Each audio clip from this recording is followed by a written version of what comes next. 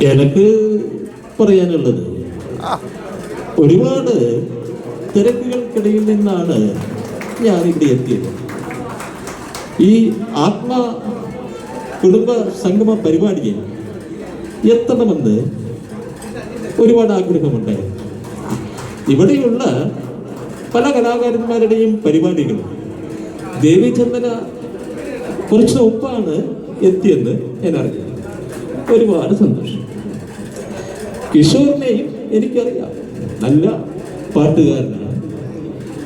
അതുപോലെ തന്നെ കുടിയന്റെ ഒരു വേഷം ചെയ്യുന്ന ഒരാളുണ്ടല്ലോ ഇവിടെ, ആരാണ്? അജീഷ്. അജീഷിനെ എനിക്കറിയാം, പക്ഷേ അജീഷിന് പിണറായി വിജയനെ അറിയത്തില്ല.